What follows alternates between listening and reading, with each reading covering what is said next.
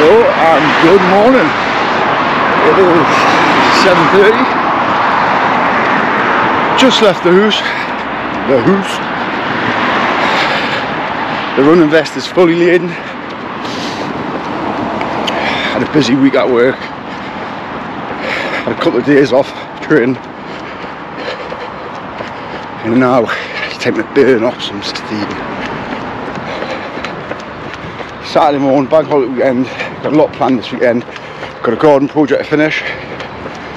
Keep your eyes peeled for that, doing a separate video. If the weather holds out.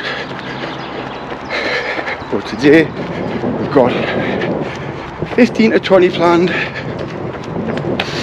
Hopefully get 20. Show you the sights of Newcastle really. Wait, sorry, not Newcastle. Show you the sights of Tynemouth, the coastline, colour codes, Whitley Bay. Currently running down the back tracks next to where I live. Well, I call them the back tracks, but I think it's actually the wagon ways. You can see the train tracks there. They're going from the train museum, Stevenson Railway Museum. If anyone's interested, it's kind of nice. I've actually been a bit of a train fan, if I'm honest. Yeah. So this is us this morning. I'm going to check in. Currently on about mile 1. I'm going to try and do regular check-ins and show you some of the sights.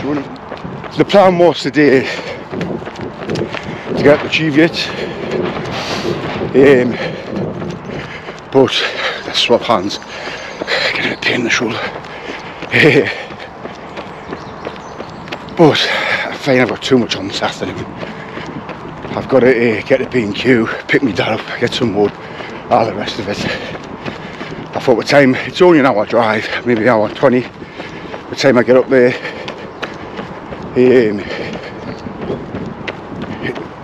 I had a 20-mile run planned up there, but quite a lot of elevation, so you're probably adding quite a bit of time to it. By the time I get back, then I would have probably been cattled as well, so I was lying on the couch probably in the afternoon, or wanted to lie on the couch.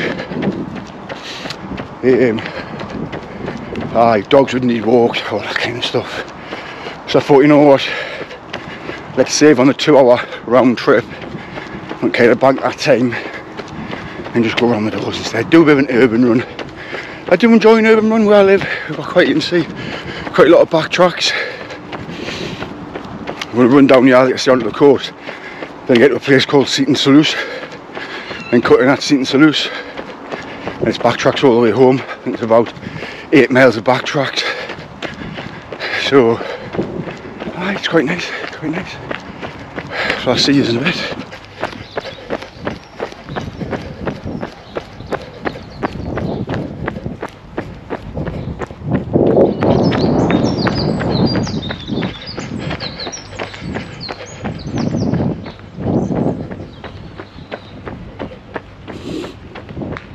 This is about 2.5 miles from where I live. Just down the back tracks. Beautiful little place. A couple of little bars and stuff over there.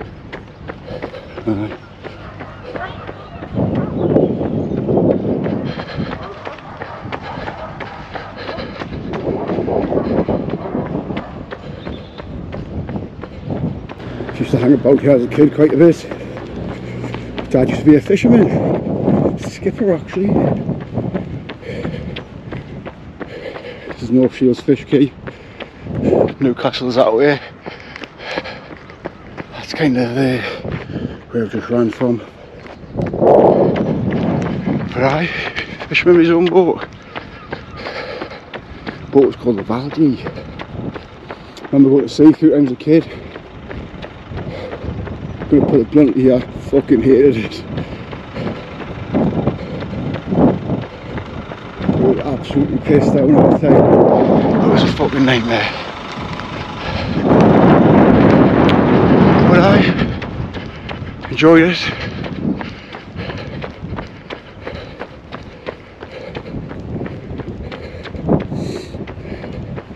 Call this place the Gut. South Shields.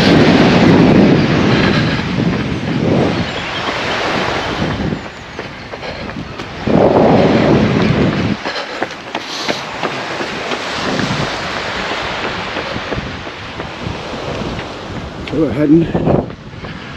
So we pick the coastline up, bang a left and start heading north.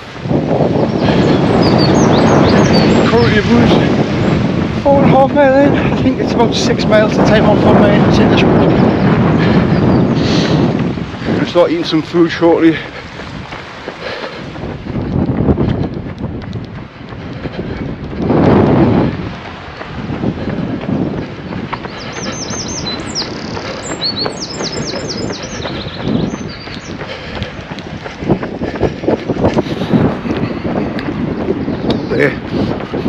Shortcut home, so about 7 miles. Go up there, it's about 2 miles to home. But today we're not. Tynemouth Beach. Loads of people down still.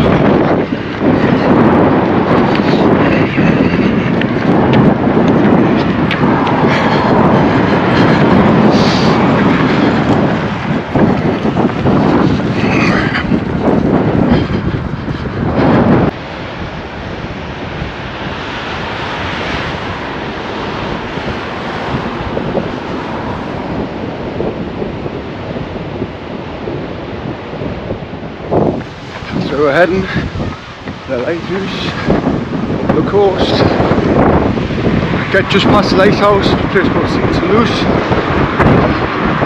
We'll bang a left, then we start the trail, back inland. Nice run, plenty to see, lots of beaches. That's the lighthouse, over in the distance. Ooh, finally getting on some trail.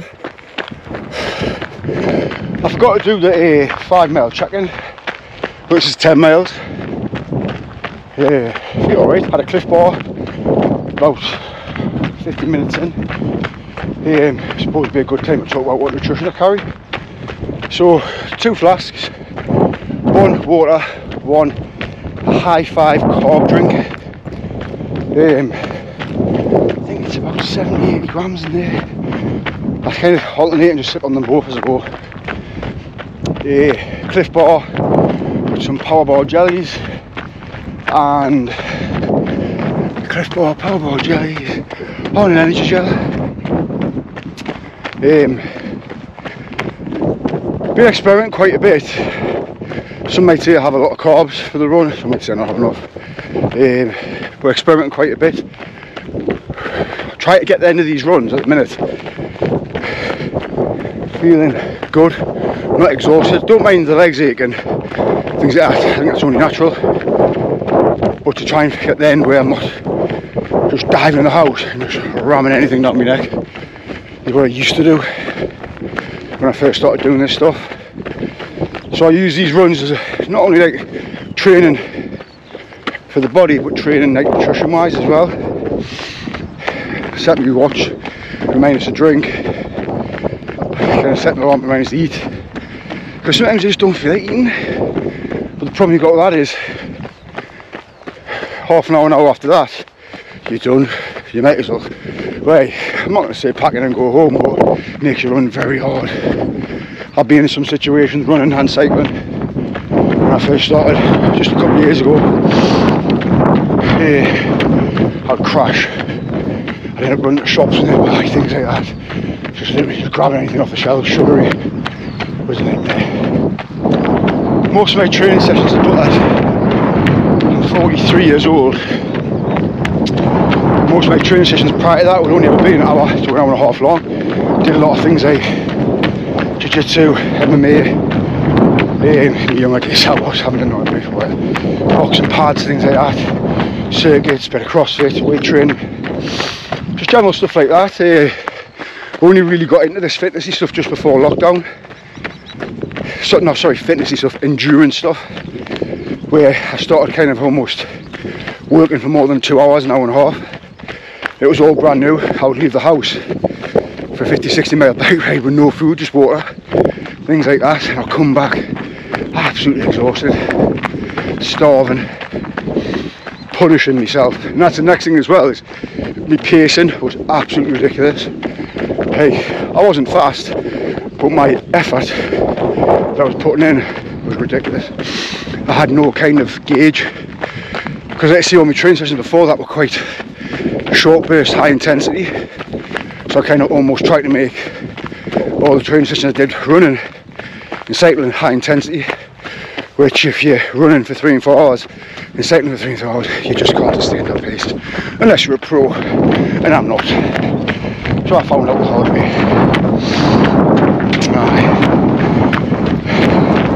It's just a bit of a something you need to find out. It's like you listen to all of advice online.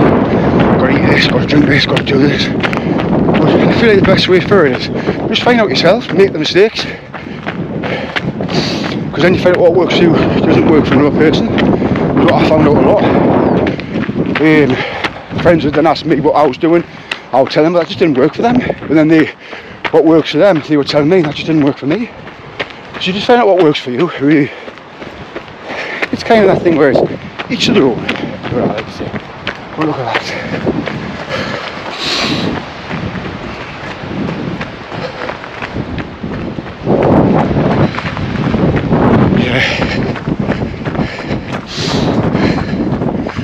But we're coming off this little path in a second, coming to a place called Seaton, Sluice. Let's trail all the way home from there. Yes! Shouldn't be too long.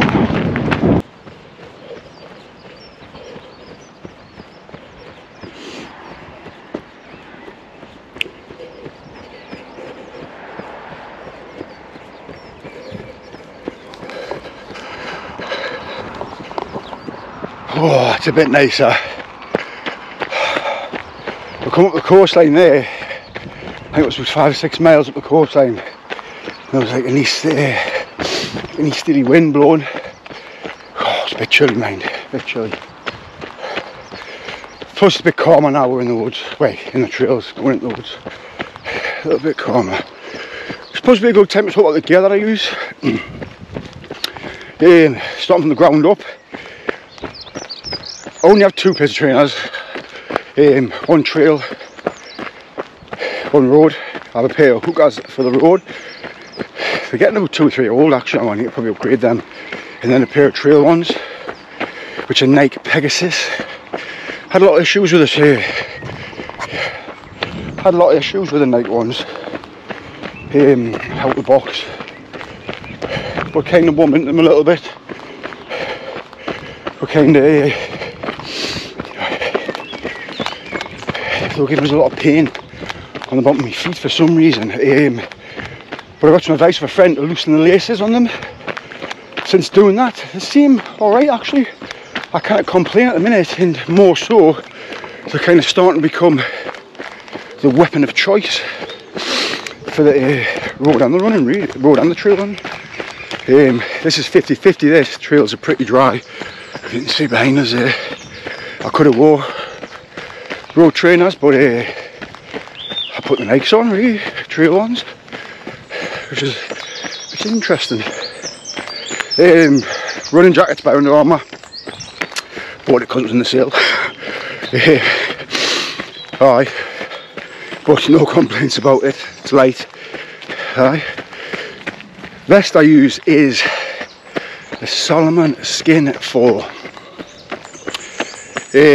Don't have much to compare this against. I've never worn a running vest before. Bought this one a couple of years back. The zip's broke on it. Literally straight away.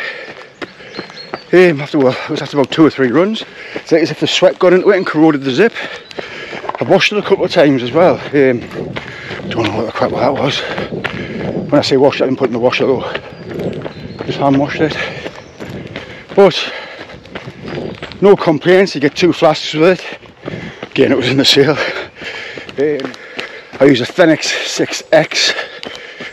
I think it's a Pro. I don't know if it's a Pro. I don't know. I can't remember. Watch.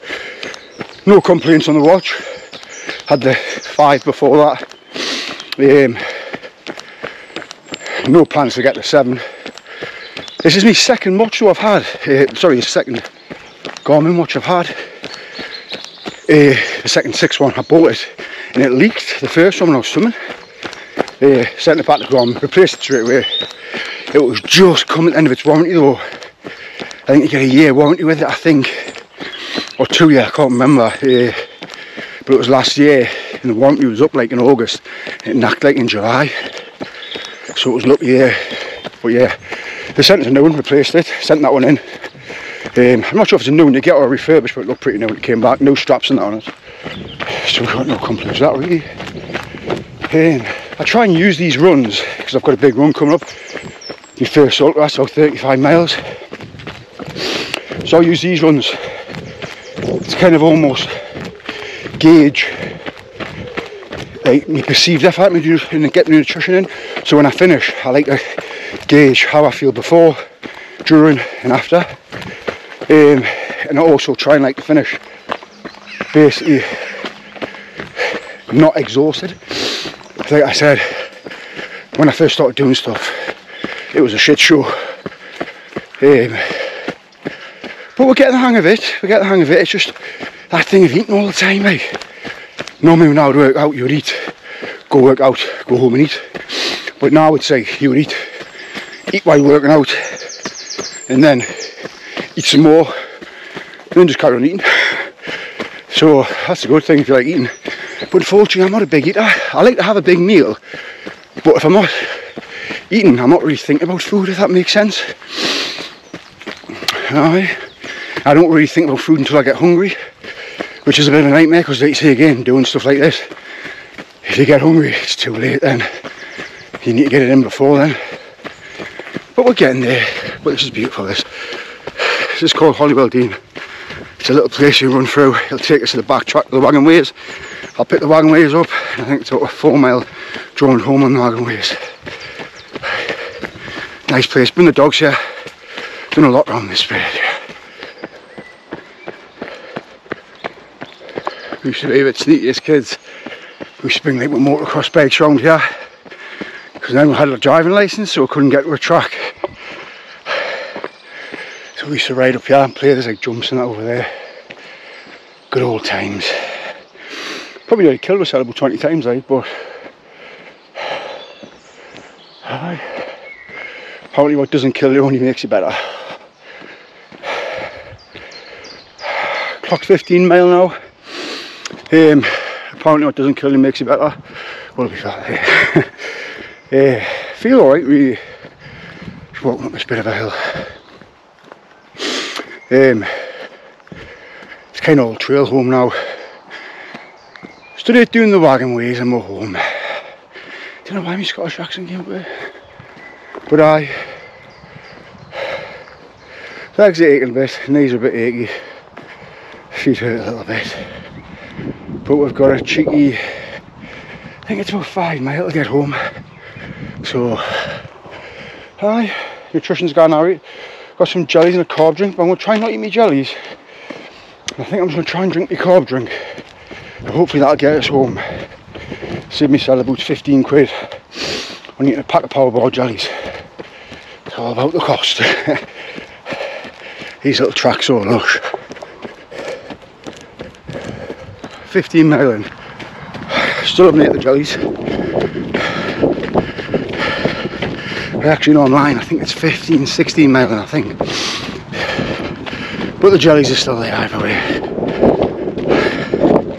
Feeling alright, a little bit weathered now. Energy levels and that, feel fine. Legs, knees ache, as you expect I suppose. But not long now. Well, let's hold it out, it's beautiful. Aye.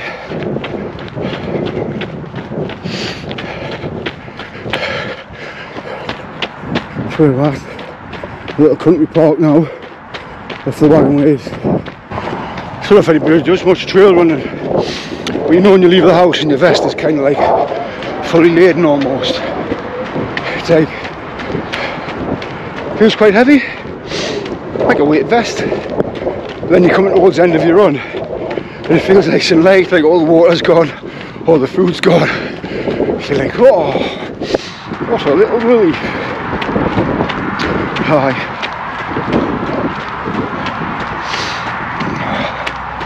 Tell you what though, these long distance runs, toes, I didn't really that stuff as an issue, like the tips of your toes. Oh. Coming alright, pain.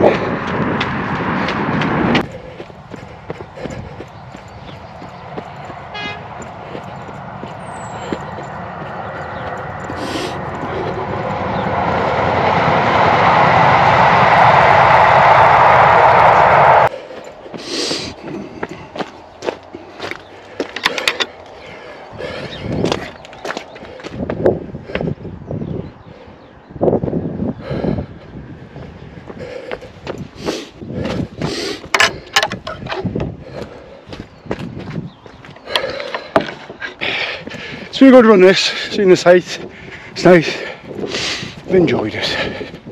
And we made it. 19.1 on the watch. Nice little stroll back to the house. Kind of run, feel good. Legs ache, hips ache, feet ache. Apart from that though, energy levels feel alright.